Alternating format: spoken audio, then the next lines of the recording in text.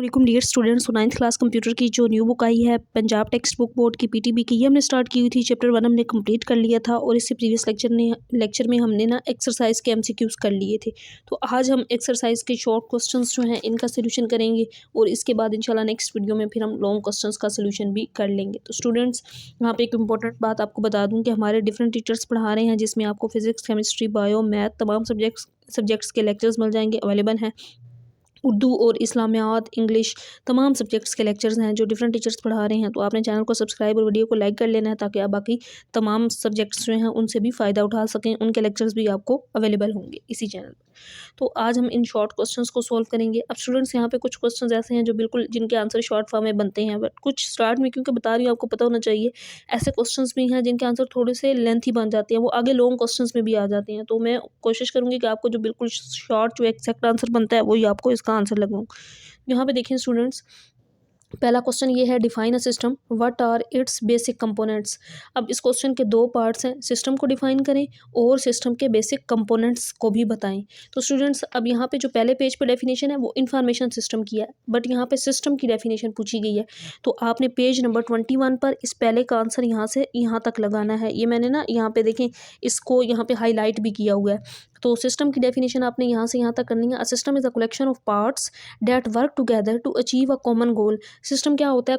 Collection, मुख्तलिफ parts की एक ऐसी कलेक्शन होती है जो मिलकर किसी एक कॉमन गोल को अचीव करते हैं। जैसे हमने कार वाली एग्जांपल पढ़ी थी कि कार के अंदर इंजन, बैटरी, व्हील्स सारा कुछ मिल के सारी चीज़ें वर्क करके एक कार को मूव करवाने के लिए वर्क कर रही होती हैं। इसी तरह एक यूनिवर्सिटी के अंदर टीचर्स होती हैं, स्टूडेंट्स होती हैं, वहाँ एडमिन होते हैं, मुख्तलिफ सारे जो लोग होते हैं वो एक यूनिवर्सिटी को चलाने के लिए वर्क कर रहे होती हैं। हुकूमत है तो उसके अंदर आपको फौज, पुलिस, डिफरेंट डिपार्टमेंट्स नजर आएंगे, वो सारे मिलकर एक सिस्टम को चलाने के लिए काम कर रहे हैं। तो सिस्टम बेसिकली क्या होता है? Collection of parts that work together to achieve a common goal. किसी एक कॉमन गोल को अचीव करने के लिए जब डिफरेंट कंपोनेंट्स मिलकर काम करते हैं तो उसको सिस्टम कहते हैं। क्वेश्चन का दूसरा पार्ट ये था, what are the basic components of computing system. अब यहाँ पे जो बेसिक कंपोनेंट्स हैं वो एक डायग्राम के अंदर हैं। आपने सिर्फ यहाँ से इनके नाम याद करने हैं। डायग्राम लॉन्ग के लिए होती है, लेकिन यहाँ पे आज शॉर्ट फॉर्म में आपने डायग्राम नहीं करनी।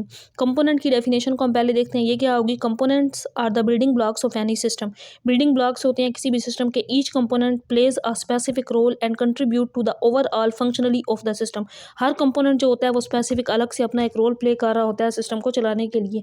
तो यहाँ पे जो आपने कंपोनेंट्स के नाम याद करने हैं उसमें क्या करना है? इनपुट, आउटपुट, उसके बाद सीपीयू ये होता है ना कंट्रोल यूनिट, प्रोसेसर और मेन मेमोरी। मतलब आपने 5 नाम याद कर लेने हैं। Input, output, CPU, processor, main memory, ये तमाम क्या है? कंपोनेंट्स ऑफ द सिस्टम है।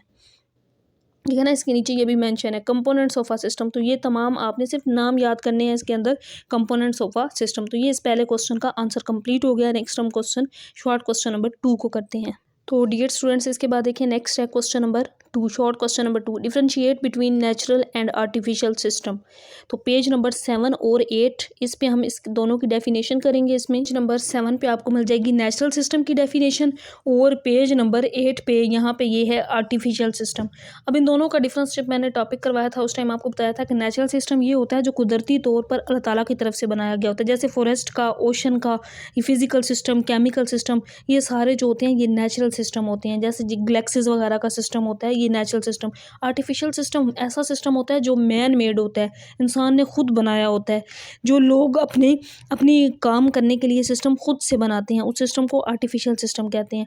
अब आप इनके अंदर डिफरेंस इस तरह भी कर सकते हैं कि लाइन लगाएं, एक साइड पे नेचुरल सिस्टम लिखें, दूसरी साइड पे आर्टिफिशियल सिस्टम लिखें। इसकी एग्जांपल्स में आप फॉरेस्ट, ओशंस, ये तमाम सिस्टम लिख सकते हैं। बाकी physical system, chemical system, biological system, जिस तरह ये सारे भी नेचुरल सिस्टम में आते हैं। जैसे हमारा ह्यूमन के अंदर सिस्टम होता है डाइजेस्टिव सिस्टम, हमारे आर्टरीज का, ये सारा एक नेचुरल सिस्टम होता है जो अल्लाह ताला की तरफ से क्रिएट किया गया होता है।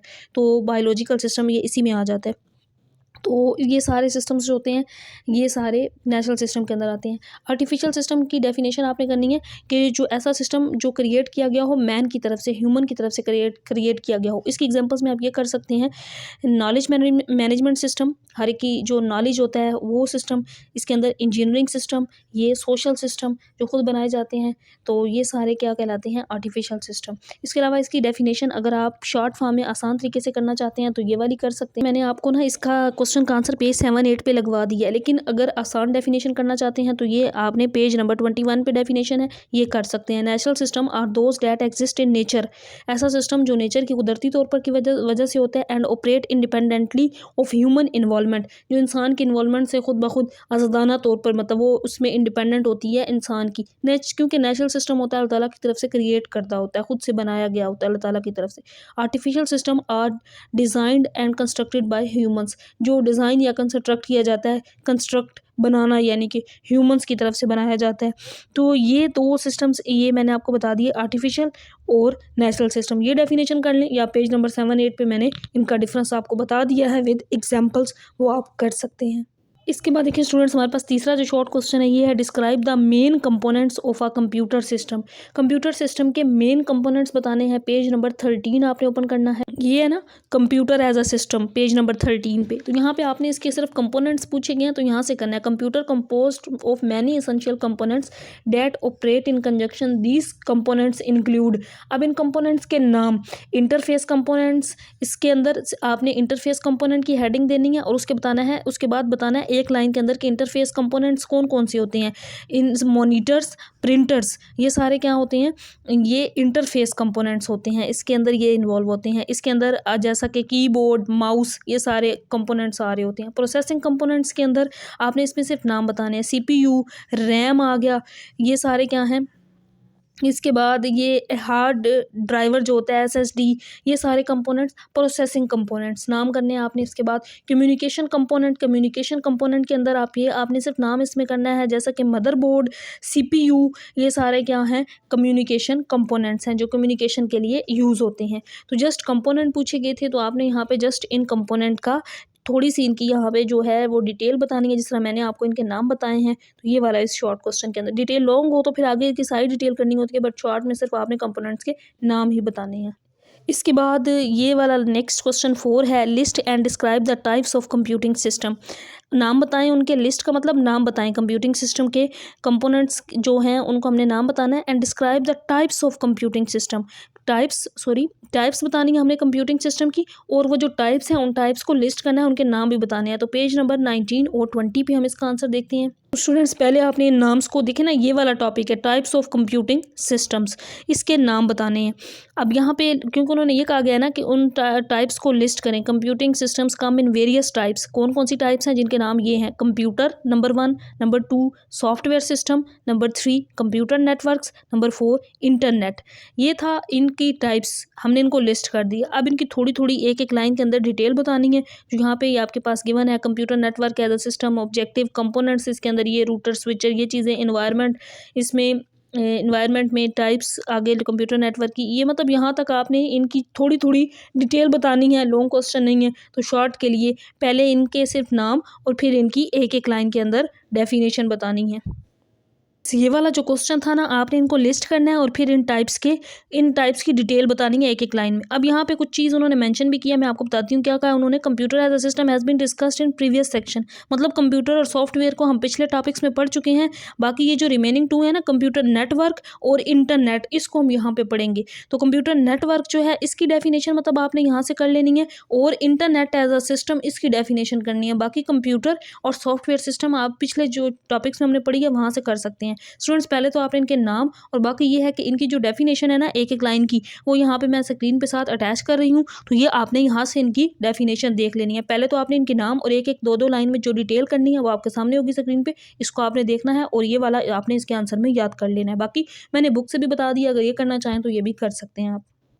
इसके बाद देखिए स्टूडेंट्स, हमारे पास क्वेश्चन नंबर 5 है, what are the main components of the von Neumann architecture. हमने अब इसके मेन कंपोनेंट्स बताने हैं वॉन न्यूमन आर्किटेक्चर के पेज नंबर 15 पे। पेज नंबर 15 पे देखें, ये है इसके components, architecture of von Neumann computers. अब इसके सिर्फ कंपोनेंट्स पूछे गए हैं, तो कंपोनेंट्स में आपने सिर्फ इनके नाम याद करने हैं। मेमोरी, इसका एक ये कंपोनेंट हो गया। दूसरा इसका component central processing unit, CPU है। इसके बाद देखें तीसरा जो इसका कंपोनेंट है ये है इनपुट डिवाइसेस। इसके बाद जो चौथा कंपोनेंट है ये है आउटपुट डिवाइसेस। तो 4 ही इसके कंपोनेंट्स हैं जिनको मैंने यहाँ पे बताया है, इनके नाम्स। अगर डिटेल करना चाहें तो आपने सिर्फ एक एक लाइन में इनकी डेफिनेशन करनी है, इससे ज़्यादा नहीं करना क्योंकि ये शॉर्ट क्वेश्चन है। ये कंपोनेंट्स और आपने सिर्फ एक एक लाइन में डेफिनेशन करनी है, अदरवाइज जस्ट इन कंपोनेंट्स के नाम याद कर लें। इसके बाद देखिए स्टूडेंट्स क्वेश्चन नंबर 6 है, what is the von Neumann computer architecture. अब इसकी डेफिनेशन पूछी गई है। वॉन न्यूमन कंप्यूटर आर्किटेक्चर इस क्या है, लिस्ट इट्स की कंपोनेंट्स। तो वही कंपोनेंट्स ऊपर हमने किए थे, अब इस क्वेश्चन के अंदर अगेन पूछे गए लिस्ट, जस्ट नाम बताएं। लिस्ट का मतलब है लिस्ट इट्स की कंपोनेंट्स के जस्ट नाम बताने हैं और इसकी डेफिनेशन बतानी है। पेज नंबर आपने 15 पर करना है। अब सबसे पहले इसमें डेफिनेशन ये वाली, architecture of von Neumann component, तो computer sorry von Neumann computer, यहाँ से यहाँ तक डेफिनेशन बनती है। इसको शॉर्ट करना चाहें तो कर लें, अदरवाइज यहाँ तक ठीक है। तो स्टूडेंट्स इसके बाद कंपोनेंट्स, ये इसके की कंपोनेंट्स के सिर्फ लिस्ट कहा गया, मतलब आपने सिर्फ नाम बताने हैं। तो memory, central processing unit, CPU, input devices और आउटपुट डिवाइसेस, ये इन कंपोनेंट्स के नाम होंगे। इसके बाद देखिए स्टूडेंट्स हमारा जो नेक्स्ट क्वेश्चन ये है, question number 7, what are the 4 main steps in the von Neumann architecture instruction cycle. जो वॉन न्यूमन आर्किटेक्चर का इंस्ट्रक्शन साइकिल होता है वो किस तरह काम करता है, उसके काम करने के जो 4 स्टेप्स हैं ये हमने बताने हैं। पेज नंबर 17 आपने ओपन करना है। तो स्टूडेंट्स पेज नंबर 17 पर अब इसका जो साइकिल है, इसका काम करने का जो साइकिल है वो पूछा गया है। तो इसके अंदर आपने इसकी ये वर्किंग के अंदर ये जो मेन 4 स्टेप्स हैं ना ये करना है। पहला फैचिंग, इसके बाद डिकोडिंग, इसके बाद एग्जीक्यूशन, तीसरा ये, और लास्ट पे चौथा इसके अंदर फिर स्टोरिंग होती है। अब यहाँ पे इनकी डिटेल है काफ़ी, लेकिन आपने डिटेल नहीं करनी, इन 4 स्टेप्स को एक एक लाइन के अंदर ही करना है, क्योंकि एज अ शॉर्ट क्वेश्चन जब हम लॉन्ग करेंगे तो फिर उसमें ये लॉन्ग में भी आगे वर्किंग वाला आ जाएगा, फिर आप उसमें सारा कर लेंगे। क्योंकि देखें शॉर्ट और लॉन्ग मिलते जुलते हैं ना, तो जब आप लॉन्ग में प्रिपेयर करेंगे तो खुद ब खुद आप शॉर्ट में भी उसकी एक एक लाइन लिख लेंगे। तो अभी आपने जस्ट वर्किंग, इनके नाम और एक एक लाइन के अंदर इनकी डेफिनेशन करनी है, वो हम चैप्टर्स के ड्यूरिंग चैप्टर मैंने आपको सारी चीज़ें समझाई हुई हैं। इसके बाद देखिए नेक्स्ट क्वेश्चन नंबर 8 है students, what is the von Neumann bottleneck. Bottleneck का मतलब होता है डिसएडवांटेजेस। जो इसके ये जो वॉन न्यूमन आर्किटेक्चर ने अपना एक कंप्यूटर के मुतालिक सिस्टम दिया था, उसके अंदर क्या नुकसानात थे, उसके क्या डिसएडवांटेजेस थे। तो पेज नंबर 18 आपने ओपन करना है। नंबर 18 पर यहाँ पे स्टूडेंट्स देखें, ये है disadvantages the von Neumann bottleneck. अब ये वाला इसके अंदर, और सिक्योरिटी रिस्क, तो यहाँ से लेकर यहाँ तक आपने इस शॉर्ट क्वेश्चन का आंसर कर लेना है कि ये जो वॉन न्यूमन आर्किटेक्चर था, एज अ लॉन्ग क्वेश्चन भी आप ये सारी चीज़ें करेंगे तो डिसएडवांटेज आप इसके अंदर सारे ही करेंगे, क्योंकि इसके ड्रॉबैक पूछे गए थे। ये इसके अंदर क्या डिसएडवांटेज थे, इसके अंदर क्या बोटल नेक था, क्या नुकसानात थे इस कंप्यूटर सिस्टम के जो वॉन न्यूमन ने दिया था। तो ये इसके डिसएडवांटेजेस आपने इसके अंदर कर लेने हैं पेज नंबर 18 पर। इसके बाद देखिए स्टूडेंट्स नेक्स्ट है question number 9, what is the key advantage of von Neumann architecture. इसके एडवांटेज क्या थे, तो इसका आंसर भी पेज नंबर 18 पर है। अब यहाँ पे ये स्टूडेंट्स है आपके पास एडवांटेजेस, ये इसी के पेज नंबर 18 पर वॉन न्यूमन आर्किटेक्चर के एडवांटेजेस 2 थे, सिंप्लीफाइड डिज़ाइन था और फ्लेक्सिबिलिटी थी। तो यहाँ से लेकर यहाँ तक आपने ये दोनों इसके एडवांटेजेस करने हैं इसके अंदर। इसके बाद देखिए स्टूडेंट्स नेक्स्ट है question number 10, what are the 3 main requirements for a computing system to function. Computer system को कोई भी फंक्शन परफॉर्म करने के लिए कौन से 3 रिक्वायरमेंट होती हैं, 3 मेन रिक्वायरमेंट्स होती हैं जो ज़रूरी होती हैं कि कोई भी सिस्टम जो है वो कोई फंक्शन यानी कि कोई काम परफॉर्म करे, तो 3 रिक्वायरमेंट उसकी क्या होती हैं।